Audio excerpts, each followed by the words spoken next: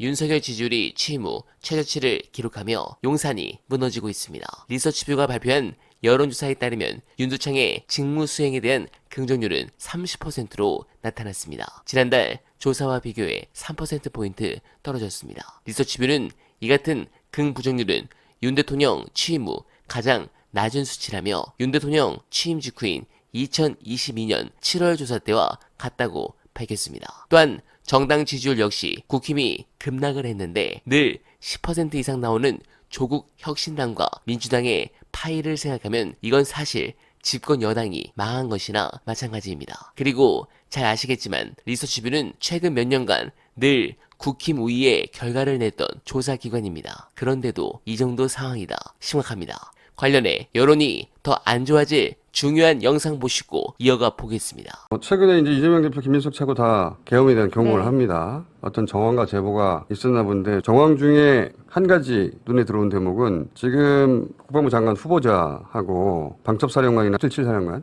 네. 행안부 장관 다 네. 충암고 라인이다 이 얘기하고 있잖아요. 근데 이제 언론에서는 충암고 라인 얘기만 하는데 동기라고. 근데 충암고라서 문제 삼는 게 아니에요. 더 핵심은 이 자리가 다 하필이면 우연찮게도 계엄을 건의하거나 계엄에 대해서 견제할 수 있는 자리거든요. 그 사람들이 우연찮게도 다 충암고 라인으로 채워져 있고 지금 또 저런 정신 상태를 가진 분이 국방부 장관으로 지금 간다고 하니까 이거 위험하다라는 생각을 하는 겁니다. 이거 하나만 가지고 이 얘기를 하는 건 아닌 것 같은데 적어도 한 가지는 분명하다고 저는 생각해요. 김용현 국방부 장관 후보자 위험하다. 저렇게 저런 태도로 저런 말을 하는 장관 후보자는 없었어요. 한 번도 위험하다고 봅니다. 저는. 네, 공감합니다.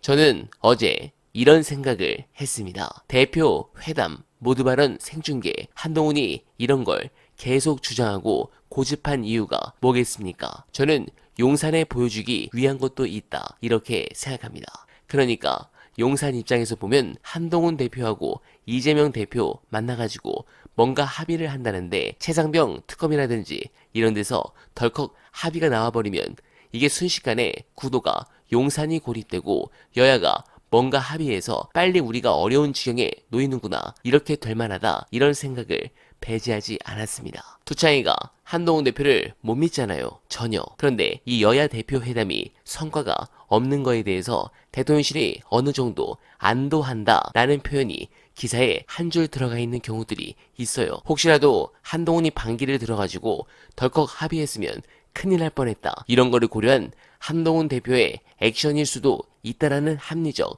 확신을 합니다. 그런 의미에서 역시 뚜껑이는 쫄보라는 말씀을 드리면서 끝으로 풀리지 않는 이 의대 증원 갈등에 대한 전직 보건복지부 장관의 해법 안내드리며 이만 인사드리겠습니다.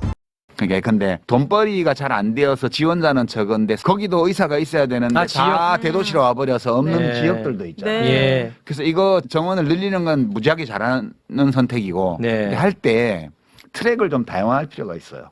모든 걸 시장 기능에 맡겨서 의사만 양성해 놓고 내버려 두는 것보다는 네. 아예 트랙을 따로 설치해서 최소한 이제 법무관 10년 하면 변호사 네. 할 수 있게 해주는 것처럼 군의관 10년을 하면 나중에 와서 개업할 수 있게 해주는 조건으로 군에서 꼭 필요한 과목들 있잖아요. 네. 그거를 설정해서 장학금을 국가에서 왕창 줘서 그렇게 집이 가난하고 이런 학생들이 와서 의사가 될 수 있게 한다든가 또는 지역의사제라고 그래서 지역국립대학 의과대학의 코스를 만들어서 거기를 나오면 전문의를 따고 나서 미니멈 10년을 그 지역의 공공병원에서 일하도록 그렇게 하고 10년이 지나면 풀릴 수 있게